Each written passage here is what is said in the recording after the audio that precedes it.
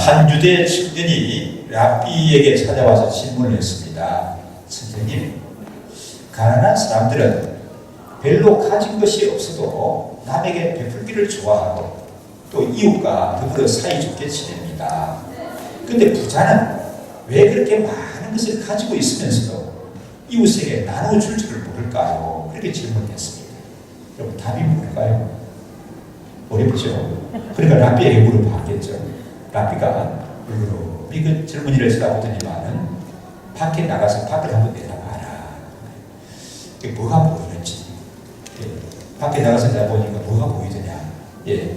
어린 애가 엄마 손을 잡고 지나가는 것을 봤고, 사람들이 또 장바구니를 가지고 시장에 보러 가는 것을 봤습니다. 그래, 그러면 집안에 왔는데 집안에 들어와서 내 방에 들어와 봐라. 거울이 걸려 있는데 그 거울을 바라봐라. 뭐가 보이는지. 그러니까 이 젊은이가 들어가서 거울을 보더니만 저 얼굴밖에는 아무것도 보이는 게 없는데요. 하니까 랍비가 이렇게 얘기하더라는 겁니다. 그렇단다. 창도 유리로 만들었고 거울도 유리로 만들었는데 거울에다가 은을 칠하게 되어지게 되면 뭐밖에 안 보여요? 자기밖에 안 보인다. 부자는 왜 자기밖에 못 봐요? 이 랍비 얘기가 뭡니까? 하면 급한 이점을 이해하셔야 돼요. 부자는 왜 자기밖에 못 봐요? 왜 거울을 보면 자기밖에 안 보인다고요? 같은 유리인데 은을 칠했어. 부자는 왜 자기밖에 안 보여요? 은을 칠했어. 은을 칠하고 살게 되면 물질에 의해서 자기밖에 안 보인다. 그렇게 얘기했다는 거예요. 이 얘기를 보면서 참 귀한 깨달음이다. 귀한 깨달음이다. 그렇게 생각이 되었습니다. 자, 오늘은 이 보는 것에 관한 말씀입니다. 보는 것에 관한 말씀인데 우리 마가복음으로 지난주에 계속 봅니다. 예수님께서 길을 가시다가 한 사나이를 만났습니다. 그 사나이의 예수님을 만난 이 사나이의 변화에 대해서 기록을 하고 있어요. 예수님께서 이 여리고로 가는 길목에서 구걸하고 살아가는 시각장애인 바디메오라는 사람을 만났습니다. 이 바디메오라는 뜻, 바라고 하는 것은 아들이라는 뜻이에요. 바디메오. 디메오는 그 아버지의 이름입니다. 그러니까 이 뭐예요? 디메오의 아들 바디메오라는 거예요. 이 예수님께 혜택을 받은 사람들이 많이 있지만은 그 이름이 기록 안 된 사람들이 많이 있는데 여기서 이렇게 여리고 길목에서 있었던 그 아버지는 뭐라고요? 디메오고 그 아들 시각장애인은 뭐라고요? 바디메오고 이 사람은 부자의 이름을 기록하면서 그때 이 사람들이 관한 소문이 인근에 널리 났던 사람들이다. 이렇게 생각이 됩니다. 이제 여리고성 길목에 앉아서 이 바디메오는 구걸을 하면서 삽니다. 참 불쌍하죠. 왜 불쌍해요? 구걸해서 먹고 살기 때문에 불쌍하기도 하고 바디메오는 뭐라고 했죠? 소변이었습니다. 시각장애인이에요. 그러면 여러분 시각장애인이 앞을 볼 수 없는 사람이 무슨 생산적인 일을 할 수가 있겠습니까? 먹고 사는데 도움되는 무슨 생산적인 일을 할 수가 있겠냐 말입니다. 농사를 지을 수가 있습니까? 시각장애인이 어려워요. 그러면 또 갈릴리 바다에 나가서 물고기 잡는 건 어떻습니까? 그건 더더구나 시각장애인은 위험한 일입니다. 위험해서 안 되는 일이에요. 요즘도 어려울 때 옛날에 2000년 전에 시각장애인을 누가 취직을 시켜주고 일거리를 맡기겠습니까? 참 먹고 사는 것이 어렵죠. 돈벌이가 어렵단 말입니다. 그런데 더더구나 어려운 것은 이 사람은 어떻습니까? 그 집안이 좀 살만해서는 괜찮았는데 살만하지도 않았던 것 같아요. 성경에 바디메오가 살만한 집안이 아니었다 그런 얘기를 안 나오는데 보니까 그런지 모르겠는데 우리가 추정할 수 있는 단어가 있죠. 뭐였다고요? 거지였대요. 거지고 시각장애인이었다고 말하고 있습니다. 그러면 여러분 그 집안이 먹고 살만했으면 이 불쌍한 아들을 나가서 구걸하게 했겠습니까? 그러니까 얼마나 어려웠으면은 이 앞도 못 보는 사람을 나가서 얻어오라고 했겠단 말입니다. 그러고 보니까 참 불쌍한 사람이 바디메오구나 하는 것을 생각할 수가 있죠. 근데 그날도 이 바디메오는 어디에 나가는가 하면은 여리고 길목에 가서 앉았습니다. 그러다가 기가 번쩍 떠있는, 아마 정신이 번쩍 뜨면서 기가 번쩍 떠있는 이런 얘기를 듣게 되어졌어요. 그것이 뭐냐면은 나사렛 예수다, 나사렛 예수다 하는 이 말을 듣게 되었습니다. 나사렛 예수라고 하는 단어는 아마 짐작하건대 바디메오에게 처음 듣는 얘기는 아니라고 생각이 됩니다. 왜 그런가 하게 되면은 이 바디메오는 비록 눈은 보지 못하지만 뭐는 열려 있어요? 귀는 열려 있는 사람이에요. 여러분, 귀가 열려 있는 것이 참 중요합니다. 이 귀가 안 열려 있으면 참 곤란해요. 텔레비전 저녁을 먹으면서 드라마를 보는데 부인이 병원에 입원을 했어요.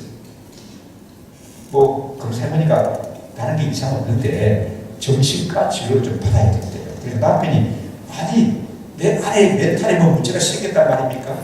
아니 다른 데 이상 없으니까 우리 한번 치료 받아보는 게 좋겠습니다. 의사가 얘기할 때 뭔 얘기를 하는가 하면 당신 부인은 화가 너무 쌓여가지고 화가 너무 쌓이고 화병이다. 화병 이 문제는. 그래서 같이 문제를 풀어야 된다. 집에 와가지고 얘기하는 거예요. 그래서 남편하고 아내하고 말을 좀 하지 마. 이렇게. 그게 뭡니까? 그러면 그 말을 귀가 열리지 않아서 그래요. 귀가 열리지 않으면 여러분 남편이 아내 얘기 못 알아들어요. 귀가 열리지 않으면 아내가 남편 얘기 못 알아듣습니다. 교수님도 잘 들으시죠? 귀가 열리면 한교사님도 잘 들으시고 귀가 열려야 돼요. 근데 이 바디메오는 앞은 못 보지만 뭐는 열려 있다고요? 귀는 열려 있는 거예요. 그래서 여리고 길목에 앉아있다 보니까 다른 사람들보다도 온갖 사람 소문을 다 듣게 됩니다. 이해가 되십니까? 짐작이 되시죠? 그 중에서 어떤 소문을 들었을까요? 나사렛 예수. 나사렛 예수에 대한 소문을 들었는데 그 소문이 온 유대와 사마리아와 갈릴리 뭐 이렇게 지역에 너무 소문이 퍼지지 않습니까? 그러다 보니까 이제 이 사마리아 성 길목은 모든 정보를 입수할 수 있는 그런 요지예요. 그 요지에 다행히 이 불쌍한 누구가 바디메오가 앉아있었던 것입니다. 그러다 보니까 들려오는 소문이 나사렛 예수님이 계시는데 해당장이 야이로라는 사람이 있었는데 그 딸이 죽었어요. 얼마나 안타까운 말입니까? 해당장이니까 신경이 있어가지고 어떻게 그 딸을 좀 빼보려고 하는데 안 되는 거예요. 근데 예수님이 그 딸을 살리셨다는 거예요. 그런 소문 바디메오는 들었을 겁니다. 그래도 어떤 소문도 들었을까요? 전신불수인 중풍병자가 있었습니다. 이 사람은 전신불수이기 때문에 뭘 해요? 움직이지를 못해요. 그러니까 그 친구들이 불쌍하다고 들것에다가 미어가지고 꺼내고 예수님께 왔습니다. 메고 왔어요. 예수님 앞에 가니까 예수님이 당장 일어나서 들것을 들고 가라. 그렇게 하니까 고침을 받아가지고 이 전신불수로 왔던 사람이 어떤 일을 하게 되죠? 자기가 메고 왔던, 자기가 누워왔던 들것을 메고 집에 돌아가는 이런 일이 있었다는 거예요. 이 여리고 길목에 앉아가지고 바디메오는 그런 소문도 들었을 거예요. 그리고 또 어떻습니까? 풍랑이 일어나는데 갈릴리 바다에서 장배가 굵어진 이 뱃사람이었던 베드로조차도 두려워서 밤에 그냥 어찌할 줄을 몰랐는데 예수님이 딱 한마디 바람과 바다야 잔잔해라 하니까 바람과 바다도 그냥 평정이 되어버렸다는 한마디 말씀으로 평정했다는 이 신나는 소문도 들었을 겁니다. 또 어떤 소문도 들었을까요? 배신자 강당에서 하루 종일 예수님 말씀 듣다 보니까 배를 쫄쫄 골았습니다. 그것도 한두 명이 아니라 얼마나 그랬다고요? 장절만 얼마 됐다고요? 5,000명이 되는 사람의 배를 쫄쫄 골았습니다. 먹을 것을 어떻게 해결해야 되느냐? 이 사람들 동시에 먹을 걸 주려고 하게 되면은 적어도 200데나리온이나 되는 엄청난 돈을 가져와야 되는 거예요. 그런데 예수님께서 예수님 먹으라고 가져와 물고기 2마리, 보리떡 5개 가지고 그 5,000명을 배불리 먹이는 것뿐만 아니라 뭐까지 했다고요? 남은 것이 나중에 거두어 보니까 처음 것보다 훨씬 많아서 12바구니나 거두게 되었더라 하는 소문도 바디메오는 이러고 길목에 앉아서 들었을 거예요. 그리고 또 한 번은 귀신이 들려가지고 미친 사람이 있는데 얼마나 기운이 센지 쇠줄을 가지고 묶어놔도 이게 뭐야 힘쓰면 다 쇠줄도 툭툭 떨어져 버리는 거예요. 이렇게 그래가지고 무덤가에서 미쳐서 막 날듭니다. 예수님을 보자마자 그 속에 들어있던 귀신이 그냥 쫓겨나가버렸어요. 이 사람이 말끔히 고침을 받고 예수님을 증거하는 사람이 되었습니다. 이런 소문도 바디메오는 들었습니다. 그러니까 바디메오 마음속에는 어떤 마음이 있을까요? 나사렛 예수님, 그분을 좀 만나고 싶다, 그분을 좀 꼭 뵙고 싶다 하는 그런 마음을 가지고 있었는데 딱 귀가 번쩍 뜨이는 얘기가 들리는 거예요. 그 나사렛 예수가 어디에 나타났다는 거예요? 이 여리고성으로 가는 길목을 지난다는 거예요. 지나가신다는 거예요. 사람은 자기가 관심 있는 것을 금방 알아듣습니다. 맞습니까, 여러분요? 자기가 관심을 가지고 삼하는 것은 금방 귀가 번쩍 뜨인다고요. 그러니까 이 바디메오가 길목에 앉아있다가 나사렛 예수다 하는 얘기를 막 다른 사람은 못 들었을지 모르겠는데 바디메오가 제일 먼저 알아들었어요. 그래가지고 그냥 막 목청껏 외쳤습니다. 뭐라고 했습니까? 뭐라고 외쳤어요? 뭐라고 했습니까? 보시셨습니까?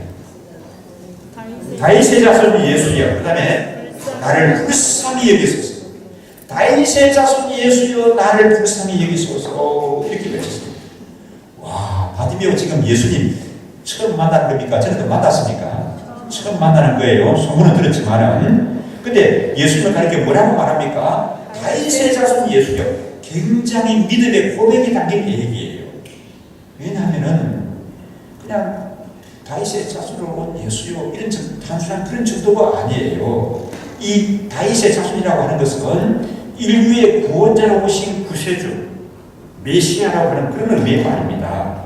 왜냐하면은 구약에 보게 되면은 메시아가 오실 것인데 그리스도가 오실 것인데 누구의 자손으로 오신다고요? 다윗의 자손으로, 아브라함과 다윗의 자손으로 오신다고 말씀하고 있습니다. 그것이 구약 전체의 요지예요. 그래서 신약이 시작되는 마태복음 처음에 보게 되면 뭐라고 말합니까? 아브라함과 다윗의 자손 예수 그리스도의 세계라, 그렇게 말씀하는 것을 볼 수가 있죠. 그래서 이 말은 그런 의미입니다. 구세주 예수님, 나를 불쌍히 여겨주옵소서. 구세주 예수님, 나를 불쌍히 여겨주옵소서. 이런 얘기예요. 근데 주위에 있던 사람들이 이 바디메오가 다윗의 자손 예수여, 나를 불쌍히 여기소서 외치는 소리를 듣더니만은 조용히 해. 좀 가만히 있어. 그렇게 해야 합니다.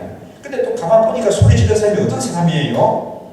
아마 여리고성의 성주라든지 여리고성의 성주에 한 사돈 쭉 되는 사람이라고 하면 뭐라고 말하겠습니까? 감히 말 못하고 그냥 그런가 보다 하고 있을 건데, 가만 보니까 누구예요 이거? 맨날 도와달라고 구걸하는 거지 시각장애인 바디메오입니다. 그러니까 아주 무시하는 저로 그랬을 것 같아요. 시끄럽다, 조용해, 몇 가지 기분 이런데 나서서 얘기하면 들으냐, 그렇게 무시할 거라고 생각이 되어집니다. 그렇게 주위 사람들이 나무라지만은 바디메오는 여기서 물러설 바디메오가 아니에요. 왜 그렇습니까? 얼마나 그 예수님을 사모해 왔는데, 그 예수님을 얼마나 기다렸는데, 꿈에도 그리웠던 그 예수님인데 그 예수님이 다른 데가 아니라 이 자기 앞에 나타나셨다는 거예요. 그래서 눈으로 보지는 못하지만은 얼마나 사모하고 고대하고 기다리는 예수님입니까? 그래서 사람들이 뭐 시끄럽다고 말하는 그게 물러서 바디메오가 아니라는 겁니다. 그래서 더욱 크게 목소리를, 톤을 높여서 소리를 질렀습니다. 다윗의 자손이여, 나를 불쌍히 여기소서. 다윗의 자손이여, 나를 불쌍히 여기소서. 이렇게 예수님 안에서 외치는 바디메오의 모든 형편과 처지를 예수님은 아십니까? 모르십니까? 아십니다.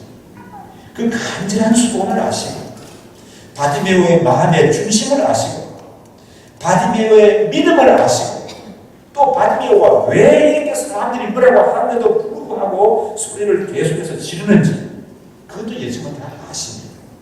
그 바디메오의 모든 것을 아시는 예수님은 무엇도 아십니까? 나의 모든 것도 아십니다. 아멘이신가요? 내 간절한 소원도 아시고, 내 간절한 기도 제목도 아시고, 나의 나아갈 길도 아시고, 우리 가정에 되어질 일도 아시고, 우리 자녀들의 나아갈 길도 아시는 그런 주님이신 줄 믿습니다.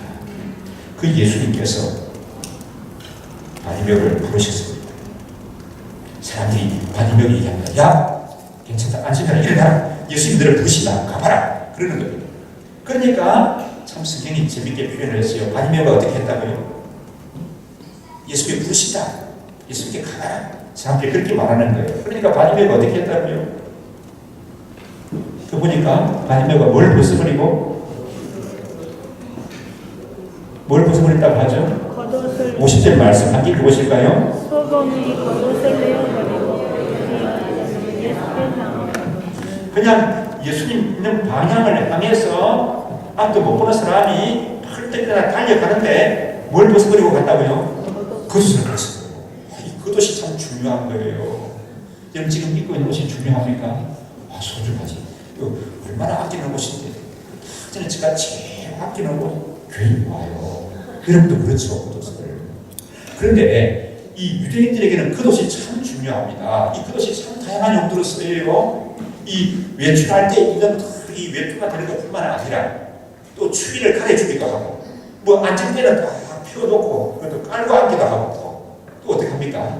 주무실 때는 또 이렇게 이불 같이 또 덮고 자기도 하는 거라고 그러고. 그런데 특히 형편이 넉넉지 않은 바디메오에게 겉옷은 얼마나 중요합니까?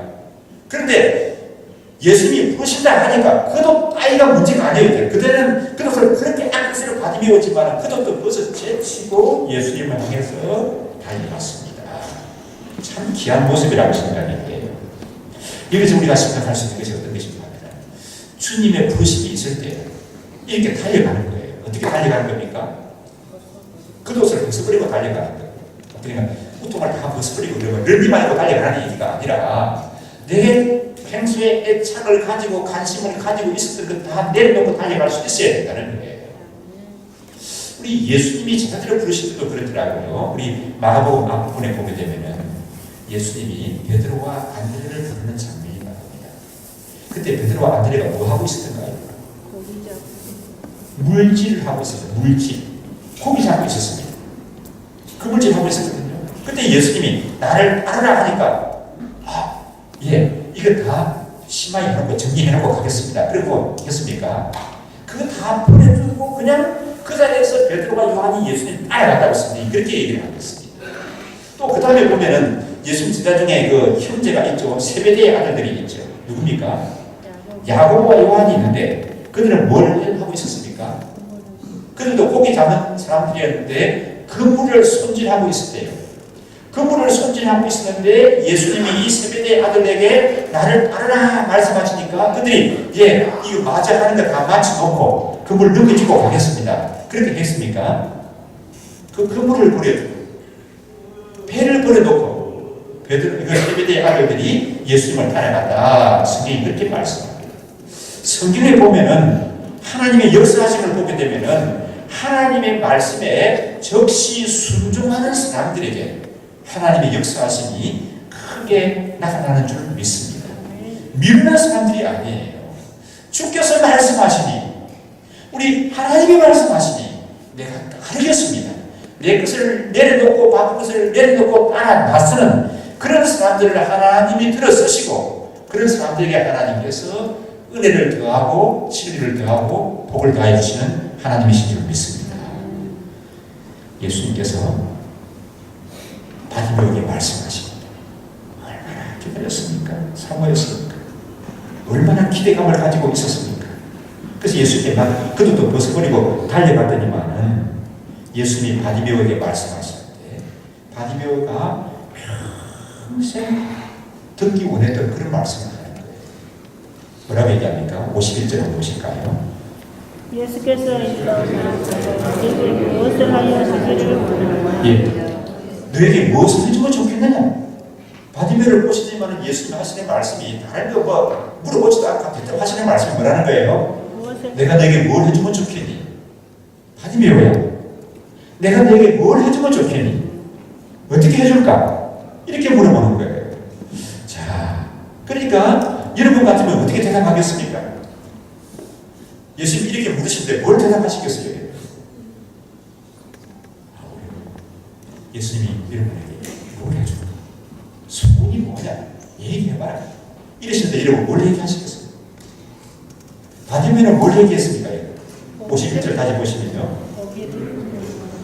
뭐라고 얘기해요? 바디메오는 선생님이요 보기를 원하나요? 내가 시각장애인으로 살아가고 있지 않습니까? 내 눈이 열려서 보기를 소원합니다. 그렇게 얘기했어요. 이 순간 예수님이 바디메오에게 내가 너에게 뭘 해줄까? 할 때 아마 제 심장으로는 말씀을 준비하다 그런 생각이 들더라고요. 아마 바디메오의 가슴이 터지는 것 같았을 거예요. 왜? 너무 고통스러운 거지. 너무 괴롭고 슬퍼가지고 완전히 터지는 것 같았을까요? 왜 그랬을까요? 너무 예수님 앞에 서서 예수님이 바디메오야 내가 너에게 뭘 해주면 좋겠니? 내 소원이 뭐냐 할 때 바디메오는 그냥 감동과 감격으로 그 가슴이 터져나가는 것 같았을 거예요. 바디메오가 뭐라고 합니까? 선생님 포기를 원합니다. 선생님 포기를 원합니다. 많은 기대감이 가득 찬 그런 대답이었을 겁니다. 예수님께서 그 기대에 어긋나지 않게 말씀하십니다. 뭐라고 얘기하시죠? 마지막 절 말씀인가요? 51절 함께 읽으실까요?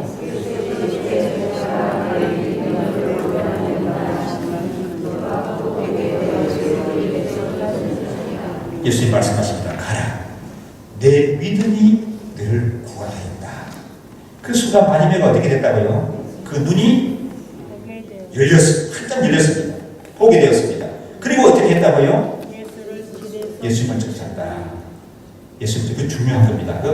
예수님이 말씀하는 순간 바디메오의 눈이 열렸고 바디메오는 예수님을 쫓아갔다, 따라갔다 이렇게 말하고 있습니다. 거지고 시각장애인이고 참 불쌍한 바디메오입니다. 그가 예수님을 만났습니다. 이 예수님을 만난 바디메오에게 보면은 오늘 말씀해 보니까 두 가지 놀라운 변화가 일어난 것을 볼 수가 있습니다. 예수님을 구세주로 믿고 살아가는 저와 여러분에게 있어서도 이런 변화가 있어야 할 줄 믿습니다. 그러면 첫째로 바디메오에게 일어난 변화가 뭡니까? 예수님을 만난 바디메오에게 일어난 변화가 뭐죠? 첫째로 뭡니까? 눈이 열려서 보게 되었다는 거예요. 눈이 열려서 보게 되었습니다. 그 시각장애인으로 살아왔기 때문에 바디메오는 예수님 만나기를 그렇게 소원했고 예수님 만나서 그 눈이 열려서 보기를 소원했고 그대로 되어졌습니다. 자, 그러면 여러분 바디메오는 그런 보기를 소원했는데 우리는 뭘 소원해야 될까요? 우리는 뭘 소원해야 될까요? 우리는 육신의 눈이 다 열려 있습니다. 저는 여러분보다 시력이 좀 안 좋았어요. 하기 말씀드려요. 이 안경도 뭐 이런 복잡한 게 많이 들어있어요. 이거 누진 단조증, 누진 단조증. 그래가지고 뭐 멀리 있는 것도 봐야 되고 가까운 데 있는 것도 보고 또 정말 앞에 있는 것도 볼 수 있는 그런 렌즈를 다 넣었다.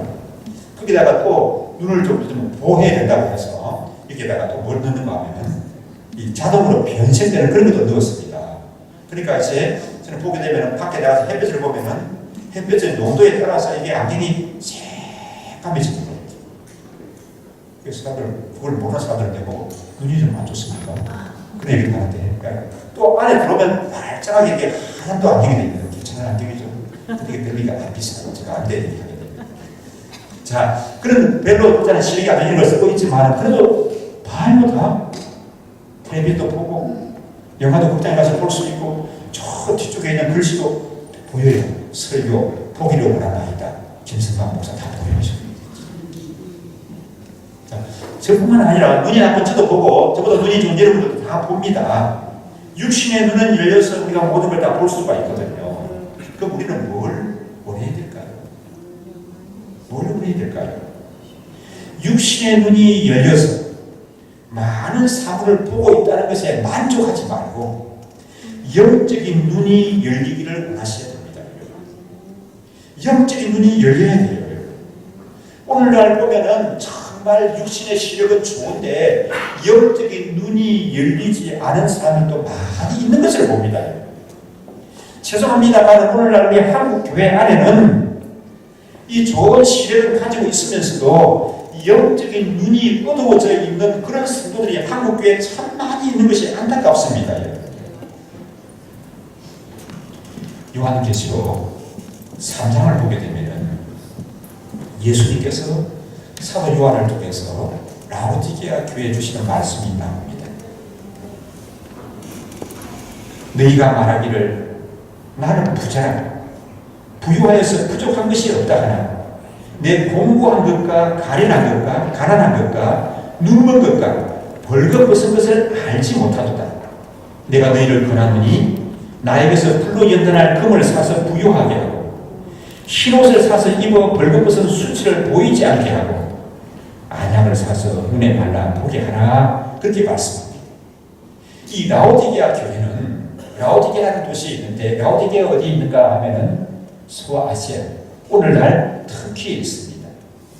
하나님이 은혜를 주셔서 얼마 전에 제가 이 라오디게아에 갔다 와봤습니다. 이 라오디게아는 굉장히 안정된 그런 도시입니다. 치안 질서가 안정이 되고 도시 국가인데 이웃 나라들이 감히 침범할 수 없는 그런 요새를 이루고 있어요. 그리고요, 그 나라는 산업이 발달했는데 어떤 산업이 가면 양모 산업이 발달했습니다. 그래서 메이드 인 라오디게아 하게 되면 세계 사람들이 다 알아주는 그런 양모가 생성이 되는 겁니다.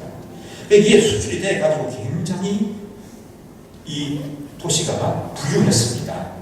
거기다가 또 이 안약이 약 기술이 발달했는데 특히 안약, 눈에 발라 이 안지를 치료하는 그런 안약이 발달된 도시가 이 라오디게아라고 말하고 있습니다. 그러니까 산업은 발달하고 치안 질서도 확보가 되어 있고 참 많은 풍요로움을 누리고 있는 것이 이 라오디게아입니다.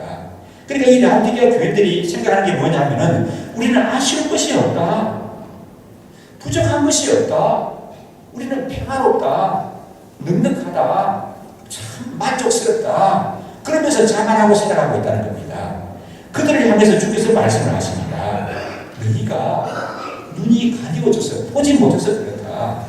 안약을 사서 눈이 안 좋을 때 눈에 발라서 눈을 치료해서 보게 하는 것과 같이 너희 영적인 눈이 열려서 너희들이 벌거벗고 있다는 수치를 봐라. 너희가 벌거벗은 사람들과 같이 가난하다고 하는 것을 영적으로 가난하다고 하는 것을 너희들이 영적인 눈이 열려서 봐야 한다. 그렇게 책망하시는 것을 볼 수가 있어. 오늘날 우리 대한민국이 그런 것 같아요. 우리 한국 교회가 그런 것 같습니다. 우리가 이런 풍요를 누리고 이런 부유함을 누리고 이런 안정 가운데 있는데 우리가 태평하다 그렇게 말할 수 있을지 모르겠습니다. 그런 저희들을 향해서 주께서는 말씀하십니다. 뭐라고요? 네, 눈이 열려야 한다. 눈이 열려서 주의 역사하심을 봐야 한다. 이 시대를 봐야 한다. 볼 수 있어야 된다고 말씀합니다. 우리 영안이 열려야 한다. 이 영안이 열린다고 하는 것은 눈만 열린 게 보면 우리 귀도 열려야 합니다. 찬송가 75장에 보면은 유명한 그 하이든의 천재 작곡가 하이든이 오라토리오 천재 창조를 작곡을 하죠. 아주 대단한 작품이지 않습니까? 그 하이든의 천재 창조, 오라토리오 천재 창조 중에 있는 그 한 부분을 발췌해서 찬송가로 만든 것이 찬송가 75장입니다. 그 보게 되면 그렇죠. 엄숙한 침묵 속에서 무별의 제기를 따르며 지구를 싸고 돌 때 들리는 소리가 없어도 내 마음에 귀가 열리면 그 말씀이 밝히 들리네. 우리를 지어내시니 대주의 성부 하나님. 지구를 싸고 돌 때 들리는 소리 없어도 내 마음에 귀가 열리면 하나님의 말씀이 들린다. 하나님의 말씀. 우리의 영안이 열리게 되면 하나님의 말씀이 들립니다. 우리 영안이 들리게 되면 하나님의 말씀이 보이는 거예요. 오늘 오후에 우리가 누구에 대해서 살펴본다면요, 종교개혁자 칼빈, 존 칼빈에 대해서 볼 건데, 칼빈이 이런 얘기했습니다. 유명한 얘기. 이 설교를 듣는 청중한 성도들은 진정한 말씀의 선포가 되도록 듣는 귀를 가져야 된다. 듣는 귀를. 여러분, 듣는 귀를 가져야 됩니다. 아멘이십니까? 네, 하나님 아버지, 나에게 하나님의 말씀을 듣는 귀를 열어주시옵소서. 귀를 열어주시옵소서. 그래서 주의 말씀이 나에게 들리게 하여 주옵소서. 그러면서 살아야 하는 거예요. 그것이 영안이 열리는 겁니다. 시편 기자의 고백에 보면 시편 기자가 그렇게 말하죠. 주여 내 눈을 열어서 주의 법의 기이함을 보게 하여 주옵소서. 주여 내 눈을 열어서 주의 법의 기이함을 보게 하여 주옵소서. 그렇게 말합니다. 우리의 말씀을 보는 눈이 열려야 합니다. 말씀을 듣는 귀가 열려야 하실 줄 믿습니다. 그래야 주의 역사하심을 볼 수가 있습니다. 그래야 우리의 삶 속에서 주의 역사하심을 경험하고 살아가는 일이 가능하게 되지는 줄 믿습니다. 성경은 여러분 참 재미있어요. 맞습니까, 여러분? 성경은 참 재미있습니다. 대답이 금방 반응이 아멘이라든지 이해하고 나올 줄 알았는데 왜 대답들이 없으십니까? 성경은 참 재미있습니다. 대답을 자신 있게 못하시는 분 죄송합니다만 영안이 좀 덜 열렸어요. 귀가 좀 덜 열리신 분입니다. 내 귀가 열리고 내 눈이 열리면 성경이 얼마나 재미있는지 모릅니다. 아직도 여러분 성경은 어떻게 이럴 책이냐? 잠이 안 올 때 이럴 책이다. 그렇게 생각하고 계시는 분들은 곤란합니다. 성경 11기를 보게 되면 참 재미나는 장면들이 많이 나오죠. 거기에 나오는 한 장면을 소개하겠습니다. 훌륭한 선지자가 있었습니다. 그 사람을 가리켜서 불의 선지자라고 얘기해요. 막 기도하니까 하늘에서 불이 내려요. 또 기도하니까 하늘에서 비가 막 내려요. 누굽니까? 엘리야. 엘리야가 훌륭하니까 그 제자, 후계자 누굽니까? 엘리사 선지자도 훌륭합니다. 엘리사 선지자 때 있었던 일이에요. 이스라엘 나라는 참 약속 민족이었습니다. 오늘날의 이스라엘이 참 강해요. 여러분 인터넷에 한번 검색해 보세요. 이스라엘의 군 사격하게 되면 오 랭킹 굉장히 앞서려 옵니다. 이렇게 조그만 나라지만 웬만한 나라들이 이스라엘하고 붙어가지고 못 이겨요. 그 정도로 강해요 이스라엘이. 근데 그때 참 11기가 기록된 그 무렵에 이스라엘은 약했습니다. 주위에서 마치 우리나라처럼 막 애놈들이 남쪽에서 쳐들어오고 북쪽에서 막 떼놈들이 내려와가지고 막 괴롭히고 막 사방에서 오랑캐가 막 이게 뭐 죽을 듯이 이스라엘이 그랬다. 특히 사방에 오랑캐들이 막 널려져 있는데 그 중에서 대표적인 오랑캐가 뭘까? 막 아람이었습니다. 이 나라가 와가지고 이스라엘에 좋은 것 빼앗아가지고 예쁜 여자들을 잡아가지고 그래서 사람들이 그런 얘기를 하죠. 농사 짓는 사람이 제일 좋을 때가 뭐 할 때입니까? 이스라엘 사람들이 무슨 농사 짓죠? 감람나무, 올리브 추수할 때, 포도를 따가지고 포도즙을 만들 때, 양털을 깎을 때, 그때가 돈 많을 때거든요. 돈이 들어올 때입니다. 얼마나 기다리실 때입니까? 그때가 안 좋다는 거죠. 왜? 그때마다 막 아람 사람들이 쳐들어가가지고 막 히대고 다니니까 물건만 빼앗아 가겠습니다. 사람들이 치죠. 그런데요, 어느 날부터는 아람 나라가 꼼짝을 못하는 거예요. 엘리사 선지자가 딱 등장하면서부터 아람 나라 군대가 이스라엘을 쳐들어오는데 요것들 봐라. 저식들 요즘 말을 안 들어. 손 좀 봐줘야 되겠다. 그래가지고 군대를 출동을 시키는데 큰 길로 쳐들어오는데 그 길목에 이스라엘 지배 군대가 딱 막고 있다가 다 쫓아버리는 거예요. 격퇴시키고 말았습니다. 이거 작전이 이게 누설이 됐나? 그래가지고 산길로 이번에는 가니까 산길에 숨어 있다가 쫓아냅니다. 골목길로 가면 골목길, 큰 길로 가면 큰 길, 낮에 가면 낮에, 밤에 가면 밤에 다 이스라엘 군대가 막아내는 거예요. 그러니까 아람 나라 임금이 그 수레부들을 모아놓고 굉장히 신경질을 풀었습니다. 우리 가운데 틀림없이 이스라엘의 정보를 팔아먹는 것이 있다. 누구냐? 그래가지고 고래 소리를 지르니까 똑똑한 신하 하나가 하는 얘기가 뭐예요? 우리 가운데는 비반자는 없습니다. 그럼 누구냐? 왜 이런 일이 일어나느냐? 이스라엘 나라에는 하나님의 사람이라고 부르는 엘리사가 있는데 그 사람이 어느 정도인가 하면은 임금님이 밤에 침실에서 와무마마와 속삭이는 소리도 엘리사는 이스라엘 나라 자기 집에 앉아서 다 볼 수 있고 들을 수 있는 사람입니다. 그 사람이 있는데 우리가 어떻게 당할 수가 있겠습니까? 나쁜 오랑캐 임금들을 미는데요. 그럼 지혜로운 자 그만둬야 되는데 그러면 그 엘리사를 잡으면 되겠다. 그래가지고 지혜 부대를 엘리사를 잡으러 보낸 거 아닙니까? 마침 일찍이 엘리사의 일하는 사람이 일어나가지고 일어나가지고 이 밖을 내다가 보니까 성곽을 보니까 큰일 났습니다. 아람나라 정예 부대가 몇 겹으로 그 성을 에워싸고 있습니다. 이 사관이 보게 되었습니다. 이제는 우리나라가 망하는구나. 아람의 성에 망하는구나. 이제는 우리 선생님들 여기서 어떻게 벗어날 수가 있겠는가. 이제 우리는 망했다. 막 그렇게 느끼시는 거예요. 그 광경을 보니까. 그래서 어떻습니까? 울고불고 탄식 하나는 난리죠. 그러니까 엘리사가 우리 집으로 가면 이렇게 돼. 야, 아침부터 왜 이렇게 시끄럽냐? 애기 요란을 틀어 이렇게. 그러니까 하는 얘기가 밖에 좀 나가보시죠. 밖에 좀. 생방을 좀 보십시오. 그러는 겁니다. 그때 엘리사가 어떻게 하죠? 그때 엘리사가 어떻게 합니까? 하나님께 기도합니다. 하나님, 이 사람의 눈을 열어서 주의 역사하심을 보게 하여 주옵소서. 이 사람의 눈을 열어서 주의 역사하심을 보게 하여 주옵소서. 눈이 안 열렸어요? 안 열려서는 장님입니까? 그럼 아람 분들은 어떻게 보겠어요? 보죠. 다 보고 있는 눈을 멀쩡히 눈을 가진 사람입니다. 그럼 이 엘리사 선지자가 자기 사안을 가리켜서 이 눈을 열어서 보게 하려면 뭐예요? 뭘 보게 하려면? 영안이 열렸어.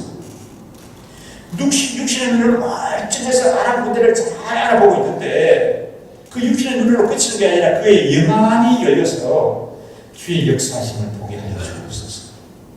그 기도가 끝났습니다. 그 순간에 어떻게 됩니까? 이 불안에 떨고 있던 사관이 어떻게 돼요? 용이 백배하게 되죠. 왜? 그 아람나라 군대만 있는 것이 아니라 아람나라 군대보다 훨씬 강한 하나님이 보낸 그 군대가 불말과 불병거를 타고 있는데 가만 보니까 이거는 아람나라 군대는 하나님이 보낸 군대에 비하면 뭐예요? 이건 잽도 안 되는 거예요. 잽도 안 돼요. 한 주먹거리도 안 되는 거예요. 그렇죠. 그래서 엘리사가 그래서 아람 군대를 다 서로 불러들이라고 하죠. 불러들여가지고 잘 대접을 해서 돈을 보냈습니다. 그런 다음에 성경이 말해요. 엘리사가 살아있는 동안에 아람나라 군대가 다시는 쳐들어오지 않았더라. 그렇게 얘기하고 있습니다. 여러분, 영안이 열려야 하는 거예요. 영안이 열리지 않으면 아무리 좋은 실력을 가져도 공부를 많이 하고 아는 식견이 너무 많아가지고 많은 것을 볼 수가 있어도 하나님의 역사하심을 보지 못합니다. 우리 영안이 열려야 할 줄 믿습니다. 그리고 또 우리가 이 시대를 분별하는 눈이 열려야 하는 거예요. 시대를 분별할 줄 알아야 됩니다. 우리가 살아가는 이 시대가 어떤 시대인가 하는 것을 볼 줄 알아야 한다는 거예요. 요즘은 말씀을 볼 때 자꾸 때에 관한 시기에 관한 말씀이 많이 나와요.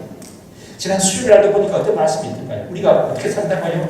육체의 남은 때를 살아간다는 거예요. 남은 때. 나에게 주어진 시간이 있어요. 나에게 주어진 시간이.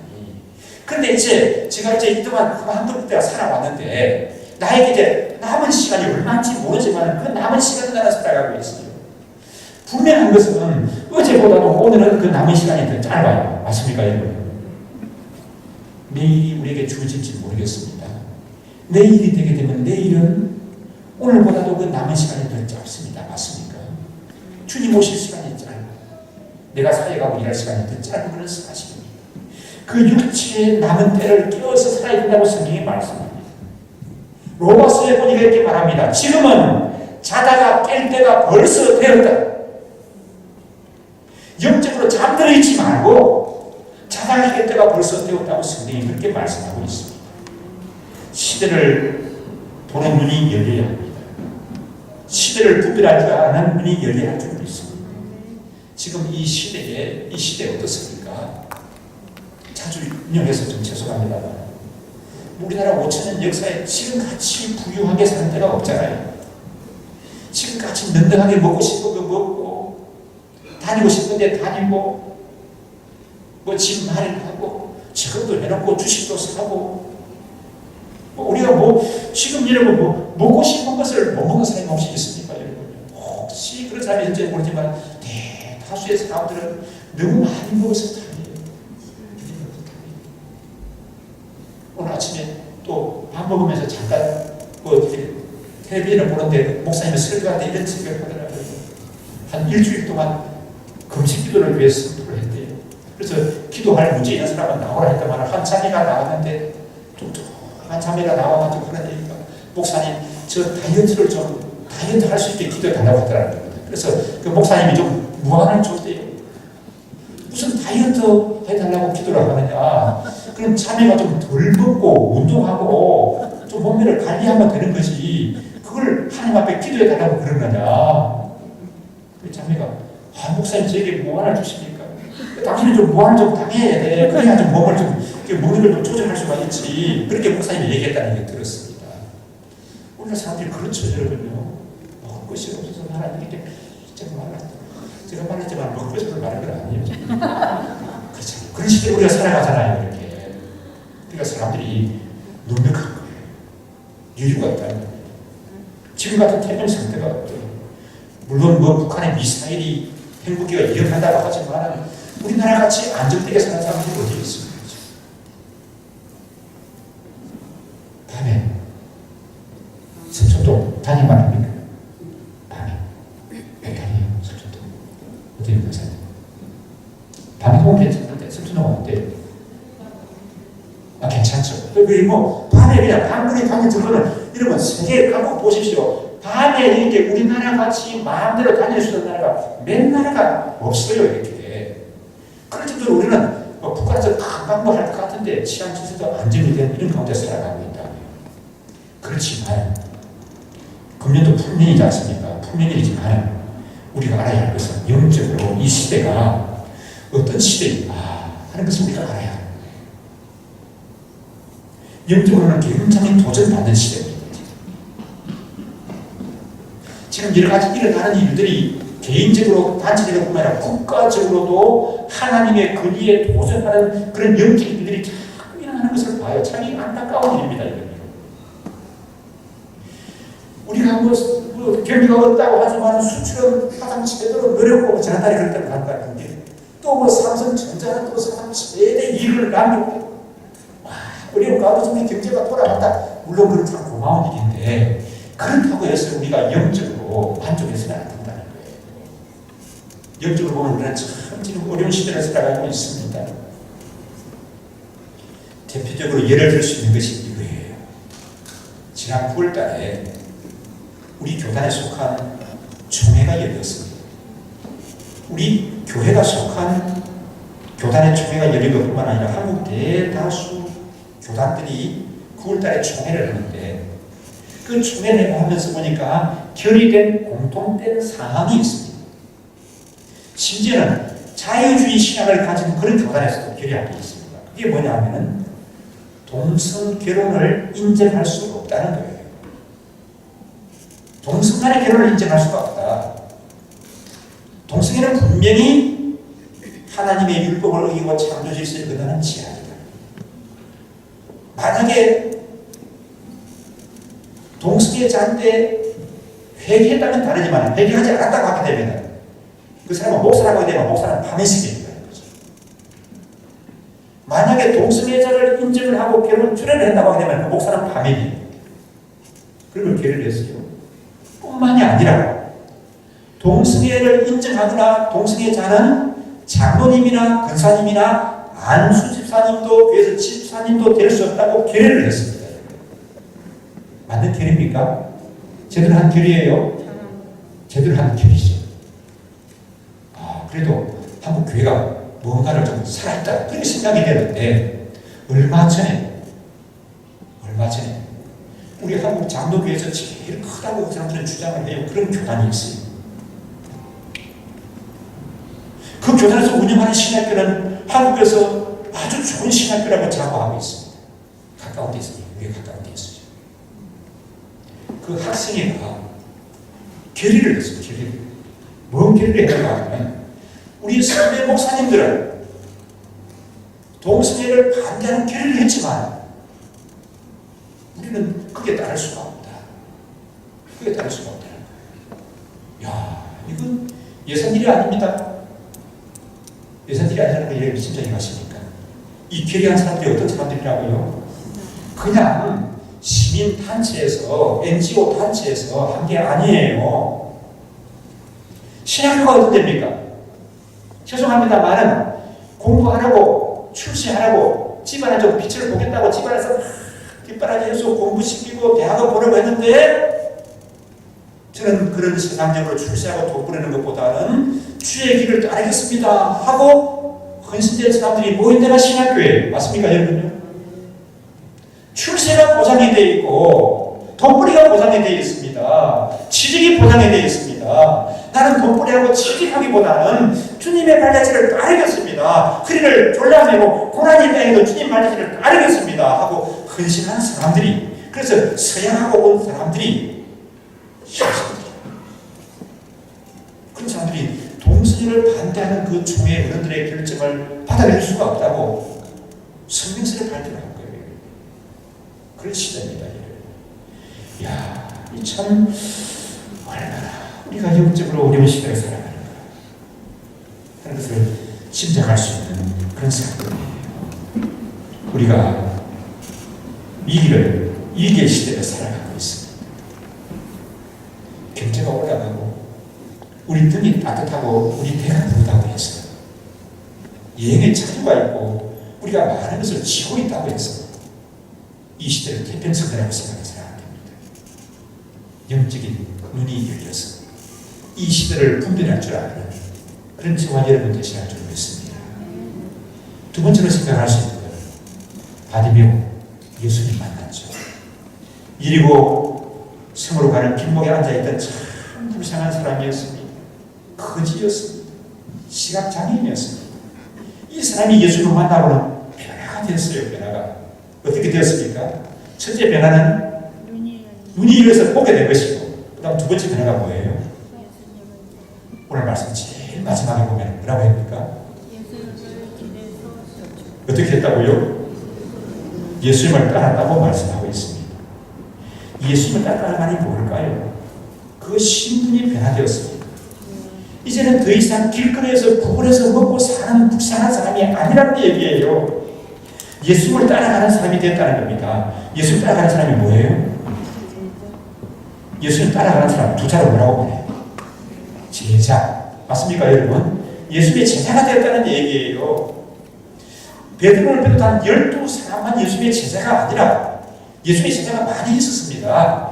그런데 그 중에 하나가 바디메오라는 거죠. 이 바디메오가 예수님 따라 나서서 예수님의 제자가 되었습니다. 이제는 사람들이 뭐라고 얘기하면 시끄럽다고 무시하는, 앞을 보지 못하는 장님이라고 깔고는 구걸하는 사람이라고 멸시해야 하는 그런 바디메오가 아니라 예수님을 따라가서 예수님의 제자로서 폼나게 예수님의 제자와 긍지와 자부심과 소망과 확신을 가지는 그런 사람으로 살아가는 사람이 되었다는 거예요. 신분에 엄청난 변화가 왔죠. 그러면 여러분이 한번 묻겠습니다. 저와 여러분은 뭐예요? 저와 여러분은 예수님의 제자입니다. 아멘이신가요? 자, 나는 예수님의 제자입니다. 나는 예수님의 제자입니다. 그 믿으시면 아멘 하시고. 그래서 우리는 이 예수님의 제자가 되었거든요. 그래서 뭐 좀 위축되지 말고, 누가 좀 돈 많이 벌었다는 그게 너무 기죽지 말고, 어떤 애가 수시 합격해가지고 뭐 한다는 것에 그 때문에 너무 부러워하지 말고 기죽지 마세요. 그럼 나는 내 눈에 뭐가 있는데? 나는 내 눈에 뭐가 있어? 아니 예수님의 제자돼요. 그럼 예수님을 따라하는 예수님의 제자는 누가 그 인생을 책임지십니까? 따르는 지가 책임져야 됩니다. 맞습니까? 아니고 누구예요? 그 스승님이신 인도하는 예수님이 책임을 지십니다. 맞습니까 여러분요? 그 인생을 책임지시고 그 영혼을 책임지시고 그 집안을 책임지시고 그 자녀도 책임지시고 인도해 주실 줄 믿습니다. 그래서 우리는 예수님의 제자라고 하는 이 부르심에 합당한 삶을 살아가는데 거기에 대한 좀 긍지도 가지시고 자부심도 가지시고 확신도 가지시고 소망도 가지시고 감사함도 가지시는 그런 저희들이 되셔야 줄 믿습니다. 함께 우리 마음을 모아서 기도하기로 합니다. 하나님 아버지, 내가 보기를 원합니다. 물론 내 육신의 눈은 열려서 많은 것을 볼 수가 있습니다. 내 영안이 열리기를 원합니다. 주의 말씀의 기함을 보기를 원합니다. 하나님의 음성을 듣기를 원합니다. 이 시대를 읽고 하나님의 역사심을 분별하기를 원합니다. 하나님 아버지, 그 거지 바디메오는, 소경 바디메오는, 불쌍한 사람 바디메오는 예수님 만나고 그 신분이 변화되었는데 내가 예수님의 제자로 부르심을 받았습니다. 이 부르심에 합당한 삶을 살아가는 나의 삶이 되게 하여 주옵소서. 함께 우리 기도하겠습니다.